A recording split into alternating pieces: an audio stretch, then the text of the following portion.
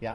When you had said Tuesday, did he get? We didn't practice Tuesday, Okay. so Wednesday. Yeah. So took team reps today with the first group. Feeling good. We'll continue to, obviously get his legs back underneath him and get him going. But we expect him to play against Michigan. Is there anybody? Can you rule Any injuries? There are no players. I'm trying to think if we have anybody. We don't have anybody that would not play against Michigan right now. I hate to be the injury guy, but it has been 8 games. Well, I mean, it's going to force some creativity over here. No, I don't believe there's anybody. We had 3 guys on the med squad, and those 3 guys are going. They were walk-ons that are going through acclimatization. So there's nobody that wouldn't be available. Has Joe Wilkins continued to put himself in position to get early playing time? Is Michael Young healthy? Michael's better. Michael has made the progress to continue to move up and contribute for us. I think I would say Wilkins continues to make progress. Kevin is ahead of all of the young guys still. But in answering the question, I would say, in my mind, he's a guy that just by virtue of the depth, I don't know that we need to play him against Michigan. But certainly a guy, if he was needed to be called on, is capable of helping. Ryan, when you started 2015, you had Folston, but he goes down really quick. All of a sudden, it's Preseason and Adams. Yeah. Did you have any inkling that they could be as good as they were that year? Because neither of them had experience with you. Yeah, I mean, I think you have a sense of a player's capabilities, much like you guys. A lot of you guys evaluate young players and have a pretty good sense of who can translate early and who looks to be developmental. I think there's a similar sense that we have. You don't know for sure, but we try to test them in so many different scenarios to get a sense of how they're going to be when the lights come on, and you really don't know until that happens. But I would say that we have a pretty good idea of those guys that are ready to step in and play significant roles for us. In that same light, then, how do you look at Armstrong and Davis this deep into August? Well, the one thing that we do know about Armstrong is his capability to go every snap. I mean, an incredible workload capacity, which he's just an extraordinary athlete, and I think I've brought that up a couple of times, is that he's running at receiver, at running back, in the slot, and he just can go on, and there just seems to be no breakdown on him, and because of that, puts himself in a very unique situation within our offensive structure. So he's going to play, and he's going to play a lot.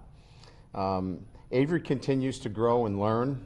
He's not the same player as Jafar because of his size, but every time it seems like when we scrimmage, he definitely is a guy that shows up. So I would say that he's a little bit different in a sense that practice he looks fine, but when it's time to scrimmage and do those things, he seems to be a guy that really excels in that situation.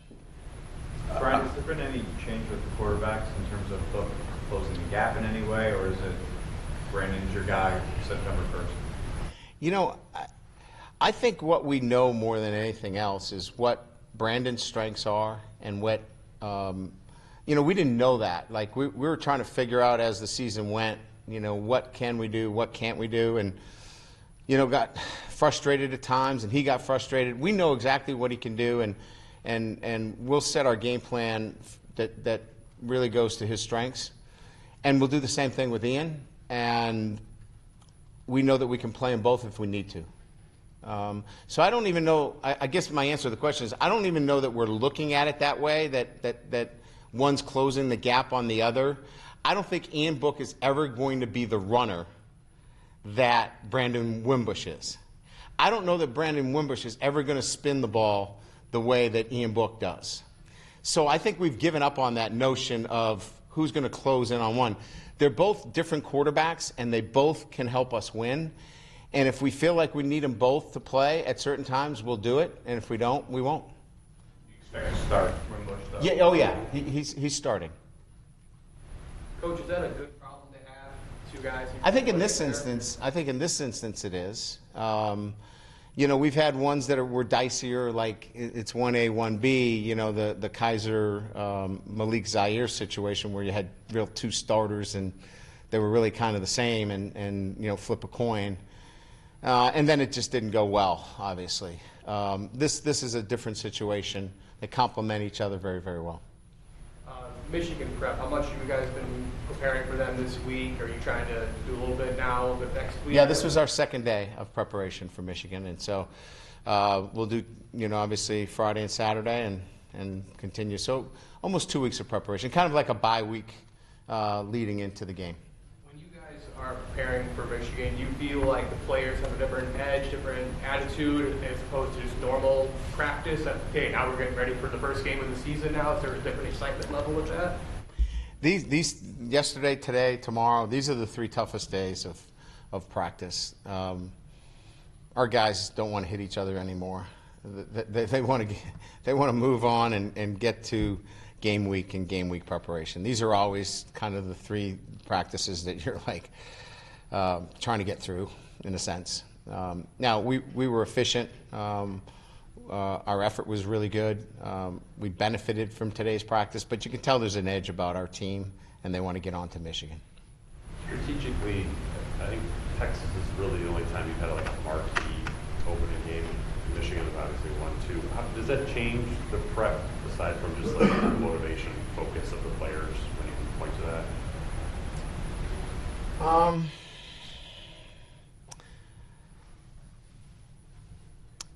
Maybe a little bit. I think in some instances, if you feel like, I think we've had some where we felt like maybe we can keep a tighter play call sheet offensively and defensively for the opponent that we're playing, and not have to show everything. Got to win this game. So, the double reverse pass is going to be in. You're throwing everything in there, right? So maybe you have a tendency maybe not to show some of that stuff in an opener where you feel like there's clearly an opponent where you can handle it if you execute and do your job. Maybe a little bit of that. But other than that, our kids have been, excited about this matchup since January, so they know who they're playing. You have to play big games eventually. Yeah. So I guess, do you care whether the opener or not, pros, cons? There's probably little room for error when you open up with a top opponent, but it works both ways, right? So I don't know. I think you're splitting hairs. I don't really give it that much thought other than the question that's being asked and posed to me. So, we're not having meetings about it or thinking about it in scheduling, situations. Like I don't sit down with Jack and go, no, we're playing, Prairie View, whatever. I don't want to play this kind of opponent. So we don't give it much thought. On the quarterback situation, but for Michigan, now that it's Shea Patterson, which is probably not much of a surprise to you. Like, how do you scout that? Do you watch Ole Miss? How far back do you go? Yeah, I think any good coach, and Jim's a really good coach, it's really about player over plays. And so his offense is always going to be about the player. And so you're going to look at what Shea is really good at, and he throws the ball well. He's a scrambler. So, the offense is going to reflect that. I don't expect to see him. Did you want to come in, Chris? I was told I was supposed to, but... Yeah, but I got to finish up, okay? I'm sorry, I didn't know. All right, thanks, Chris. I don't expect to see him in direct snap with, 2 tight ends and a wing, or 10 guys behind him. So, again, I think when you think of the player, you think about the scheme that would best fit him, and you go to work on that. What did you like about him as a player coming out of high school? Because he was somebody you were involved with from early. I think what appealed to me, I think early on, was he played fast. I think certainly the way he threw the football, very, very strong arm. I got a chance to see him, and he just impressed me with his ability to make plays. He was a playmaker. Brian, jumping back to Haynes in the offensive Yeah. line, what did you see in his absence? I know you tried Rulin, you tried Lug. It was a Lug Kramer, primary Lug Kramer, and then we moved Ruland in there. Ruland needed a lot of work at the center position because he had played so much guard. So we needed to really focus on him getting a lot of work at center. But it was primarily a Lug Kramer rotation for us. So Lug, At right guard. If it happened again, Lug would play guard and you're looking more Rulin at center, or is Rulin still in the running at guard? No, he's taking reps there. I'm just saying in terms of he didn't get a ton of center reps in the spring. We were trying him out to see if he could win the guard position. So we needed him to get some backup reps in case Sam had gone down. We actually needed to kind of backfill and get him some work at center. So he got work at guard too, and he's a really good player, and he can go in there and play there. But it was more Lug and Kramer.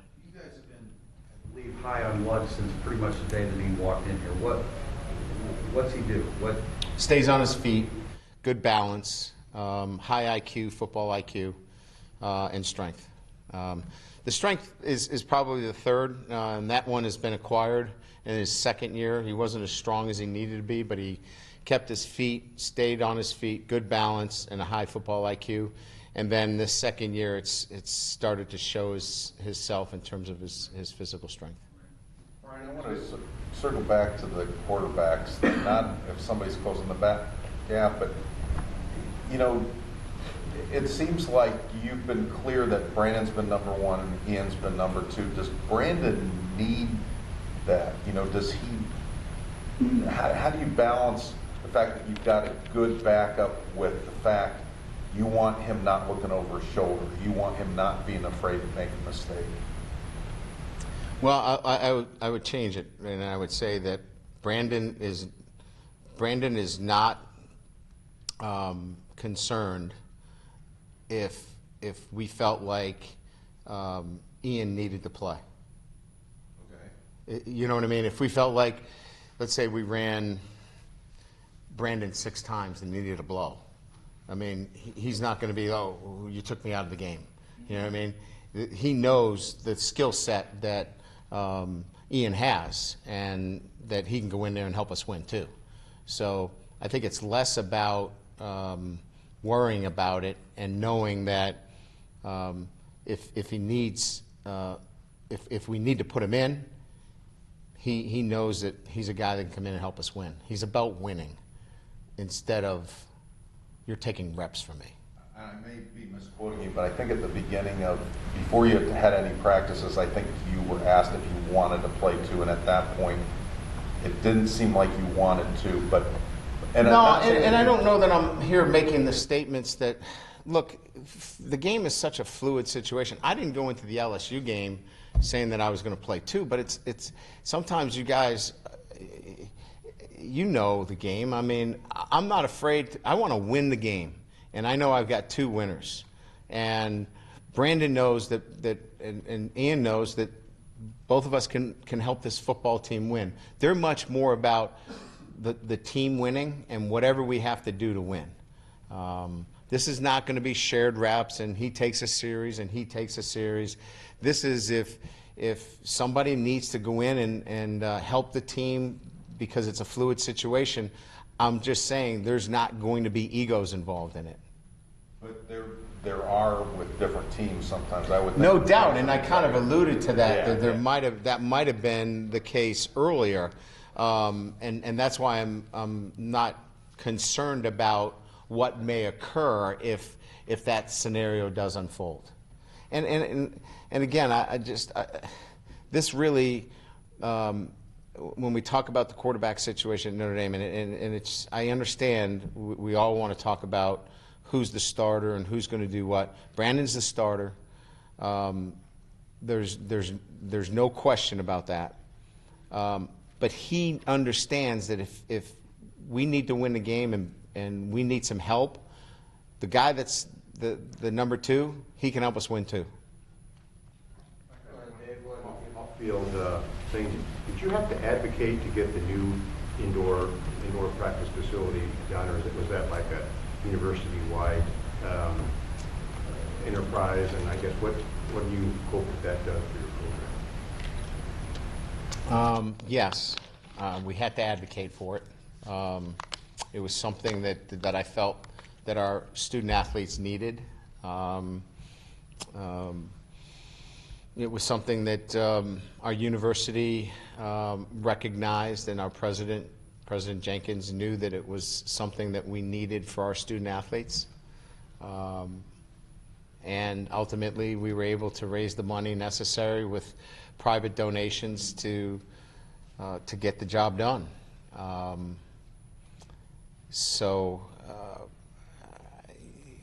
These are not these are you know, when we talk about facilities and building facilities, you know, many times they look at it as an arms race in terms of facilities. This was a necessary piece for our student athletes to manage a very hectic schedule that they have. We had an indoor facility that was being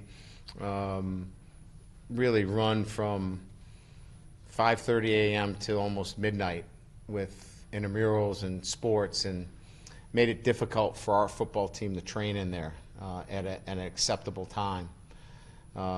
So it was overdue, and we're thankful that we were able to get it done. Did you sense that this was hurting your players in recruiting, or both? No, I don't know that we really felt it from a recruiting standpoint. It was really from a training standpoint more than anything else. Brian, you've had a couple teams where you knew exactly what you had going into the season. You had one where you felt you needed to have a good start. Do you feel like you know what you have going into the season, other than obviously it's a really tough opponent to start off? Could you start, because Mike you know, interrupted and I couldn't hear the question. You've had a couple teams where you really knew your strengths, what you had to work on going into the season. Do you feel like you've been able to pinpoint that this year? And is there something you think really needs to grow to build this team for the long haul? Oh yeah, I mean I have a good sense of, you know, the quarterback position. I think that I've got a pretty good sense of the skill position, where we're going to be. I think elevated is the word that I would use across the board. I think that from an offensive balance standpoint, I think we'll be much better than last year. There's no doubt. I know that. And then defensively, experience, I know that. I think I said the other press conference that I had is that the one thing about this group is that they believe that they're going to be successful. And for a lot of programs, that's hard to get to. They believe they're going to win. So I'll take that as the overriding number one thing going into the game. Thanks, guys. Good, thanks.